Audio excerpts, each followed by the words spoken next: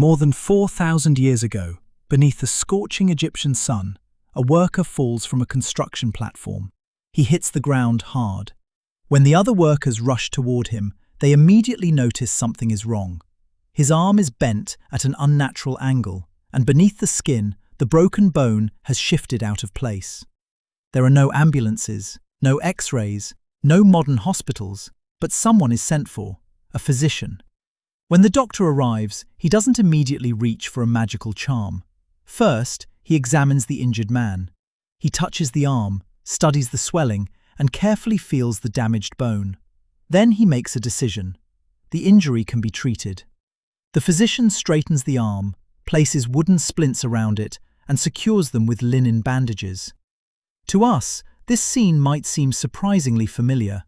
And that's because ancient Egyptian medicine, despite existing thousands of years before modern science, contains something remarkably recognizable: observation, diagnosis, treatment, and even medical specialization. Some of our best evidence comes from ancient medical papyri. One of the most remarkable is the Edwin Smith papyrus, a medical text describing dozens of injuries to the head, neck, torso, and other parts of the body. Instead of simply blaming supernatural forces, many cases follow a surprisingly systematic process. Examine the patient, identify the injury, decide whether it can be treated, then prescribe a treatment. But ancient Egyptian medicine wasn't modern medicine hiding in the ancient world. Magic was everywhere. Imagine that later the same day, another frightened family arrives. Their child has been stung by a scorpion. The physician may apply a remedy, but medicine alone isn't considered enough. A spell might also be recited, calling upon divine powers to drive the venom from the child's body. To an Egyptian physician, there was nothing strange about combining these approaches. Illness could come from an injury or something you ate, but it might also come from angry gods, dangerous spirits, or supernatural forces. Medicine and magic weren't competing ideas. They were part of the same attempt to survive. Egyptian doctors also had an impressive collection of medicines. Honey was applied to certain wounds. Garlic, acacia, oils, herbs, resins, dates, minerals, and other ingredients appeared in remedies. Some treatments probably offered real benefits. Honey, for example, can inhibit the growth of some microorganisms. Others almost certainly did nothing, and some may have made patients worse. Their understanding of the body was equally fascinating. Egyptian physicians believed the body contained a network of channels called metu. These channels were thought to carry substances throughout the body. The idea may have seemed obvious to people living beside the Nile. Just as canals carried water through Egyptian farmland, invisible pathways might carry vital substances through the human body. If something blocked those pathways, illness could follow.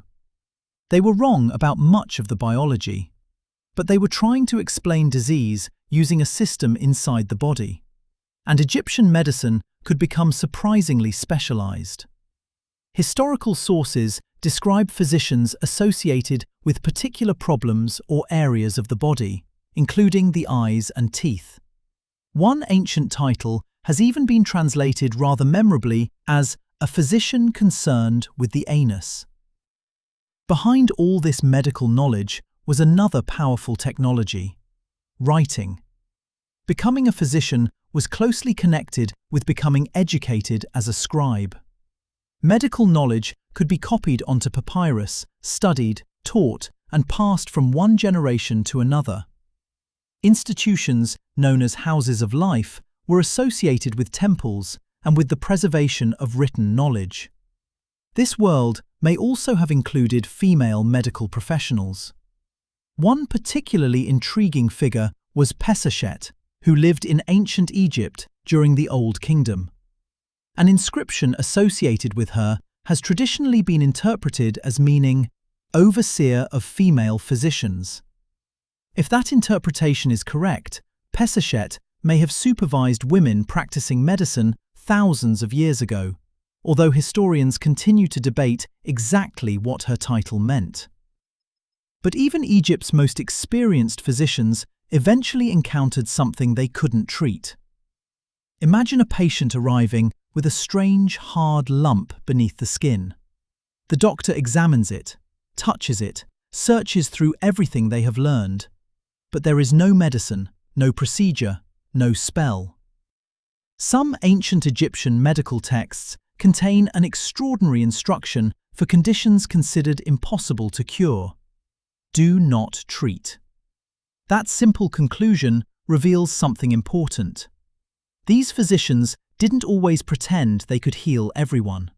Sometimes they recognized the limits of their knowledge. Ancient Egyptian medicine was filled with contradictions. Careful observation existed beside magical incantations. Useful remedies existed beside ineffective ones. Remarkable medical knowledge existed alongside profound misunderstandings of the human body. Yet, underneath it all was an idea that would survive for thousands of years.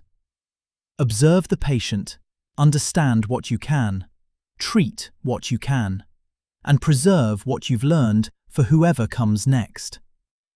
The tools have changed, the science has transformed, but more than 4,000 years later, every physician still faces essentially the same question those ancient Egyptian doctors faced. What is happening to this patient, and what can I do to help?